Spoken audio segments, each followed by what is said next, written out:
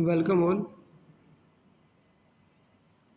आने वाली परीक्षाओं को ध्यान में रखते हुए एलएलएम 4 सैम्स के कॉन्स्टिट्यूशनल ग्रुप के विद्यार्थियों के लिए ये वीडियो बनाया जा रहा है। इसमें हम लेटेस्ट PYQ डिस्कस करेंगे। मई 2025 का है ये। हालांकि ये पुराने पैटर्न पे है, CCS में इस तरह का पैटर्न चलता है, लेकिन मां शाकुंभरी यूनिवर्सिटी में पैटर्न दूसरा आ गया। वहाँ पे 5 क्वेश्चन वेरी शॉर्ट फिर लॉन्ग इस तरह से पूछते हैं। इसमें 10 क्वेश्चन में से 5 करा रहा है, लेकिन कंसेप्ट सेम है। आप इसमें कंसेप्ट पर ध्यान दीजिएगा। पैटर्न जो भी आए पेपर का, उसको उस तरह से डील कर लेना चाहिए, ठीक है। क्वेश्चन नंबर 1 नोट करेंगे सभी विद्यार्थी।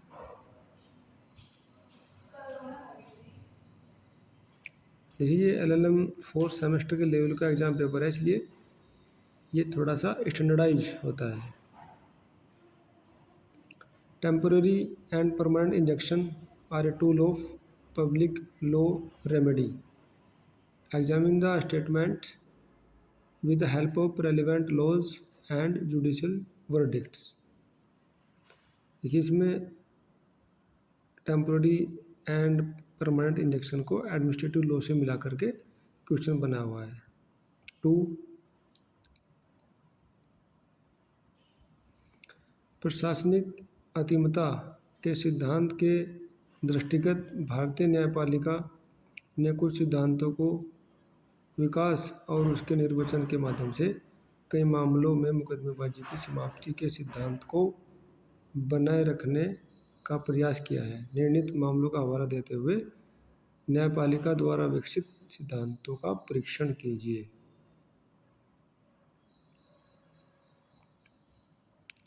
देखिए, ये एडमिनिस्ट्रेटिव फाइनलिटी के ऊपर क्वेश्चन है और उसमें जो सिद्धांत बनाए गए हैं उनका विश्लेषण करवा रहा है।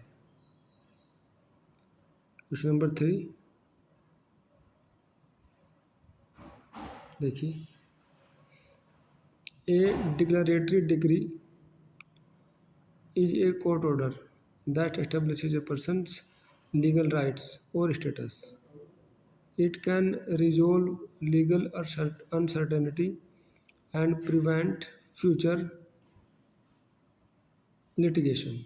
Examine this statement with the help of leading judicial pronouncements। देखिए, अब लीडिंग जुडिशियल प्रोनाउंसमेंट को निकालना भी आसान है AI की मदद से। AI पे जो लिखेंगे वो इजीली उसको बना देता है, वो आ जाते हैं केसेस। तो इसमें डिक्लेरेटरी डिक्री के ऊपर क्वेश्चन है ये, और डिक्लेरेटरी डिक्री से कैसे व्यक्तियों के राइट्स और स्टेटस डिसाइड होते हैं उसका ये एनालिसिस करवा रहा है। 5th पे देखिए, 4 पे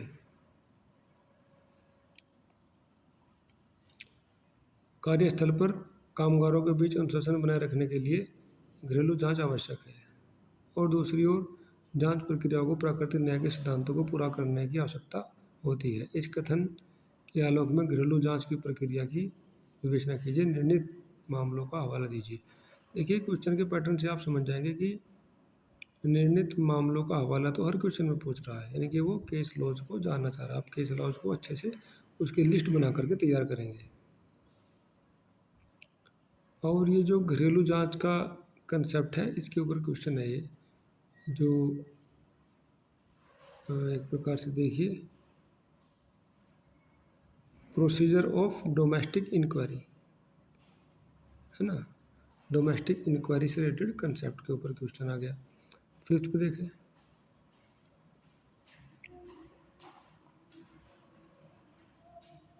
with the help of decided leading cases, discuss critically the statement that administrative tribunals is an alternative institutional mechanism as substitute to high courts।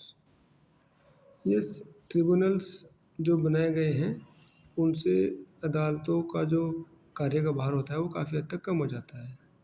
तो ट्रिब्यूनल्स को हाई कोर्ट के अल्टरनेट के रूप में रख करके, है ना, फिर उसके ऊपर क्वेश्चन पूछा हुआ है एडमिनिस्ट्रेटिव ट्रिब्यूनल्स के लिए। 6,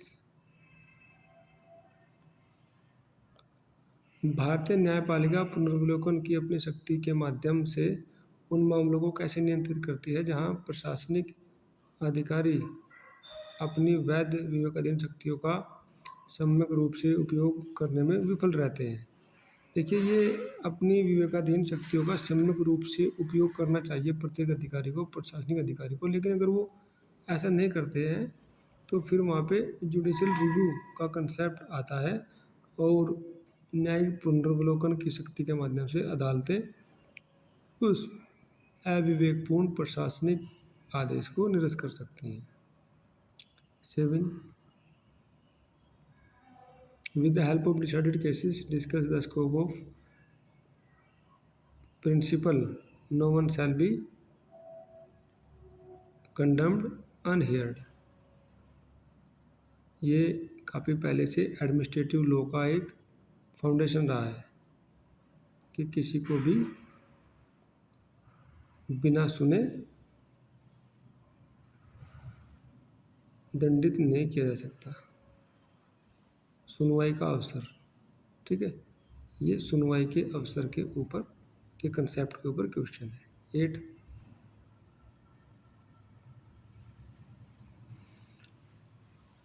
निर्णीत मामलों की सहायता से अधिकार परीक्षा याचिका के क्षेत्र विस्तार की आलोचनात्मक विवेचना कीजिए। देखिए, रिट के ऊपर क्वेश्चन है ये, उसमें क्यो वारंटो, रिट ऑफ क्यो वारंटो, रिट होते हैं जो सुप्रीम कोर्ट और हाई कोर्ट निकालते हैं, तो इसमें सर्चुरी, मैंडामस, क्यो वारंटो, इस तरह से ये रिट्स होते हैं। सभी रिट्स को विद्यार्थियों को तैयार करना होता है क्योंकि वो अलग अलग बदल के रिट्स पूछते रहते हैं। 9.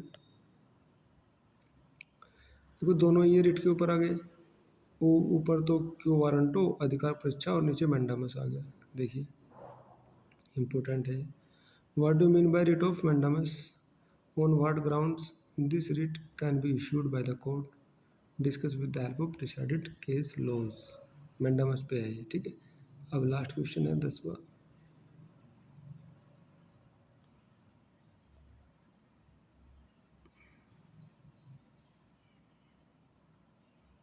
निर्णीत वादों की सहायता से उत्प्रेषण याचिका। देखिए, 3 याचिकाओं पे क्वेश्चन बन गया, 3 तो क्वेश्चन आपकी याचिकाओं से आ गए और 5 रिट्स आप सबको पढ़नी है अच्छे से। उत्प्रेषण याचिका जारी करने के लिए विभिन्न आधारों का वर्णन कीजिए। यह याचिका प्रतिषेध याचिका से किस प्रकार भिन्न? देखिए भैया, 3 और 1 4 प्रतिषेध बीच में आ गया। कितना इंपॉर्टेंट है रिट्स, है ना। तो एडमिनिस्ट्रेटिव लॉ में writs has play a very important role, तो रिट्स के बारे में जानना होगा। अति संक्षेप में कह रहा है, लेकिन ये लॉन्ग वाला क्वेश्चन है, इसको लॉन्ग में लिखना होता है। बट जो नया पैटर्न जो मास सुकुमार यूनिवर्सिटी में आ रहा है उसके अलग तरीके हैं। उसमें 5 शॉर्ट, 5 वेरी शॉर्ट, 3 शॉर्ट और 3 लॉन्ग करने होते हैं, ठीक है। ये पुराना पैटर्न से है, फिर भी CCS में भी यही चल रहा है। ये क्वेश्चन पेपर वहाँ से लिया गया और कंसेप्ट सेम रहते हैं। अब आपके लिए होमवर्क क्या है कि आपको ऐसे ऐसे 3 या 4 क्वेश्चन पेपर और निकालने हैं तथा उनको हल करना है, कॉपी में नोटबुक में लिख करके उसका आंसर बना करके परीक्षा के लिए तैयार करना है। चाहे इसमें आप गूगल की मदद लें, AI की मदद लें या फिर बुक्स और नोट्स की मदद से।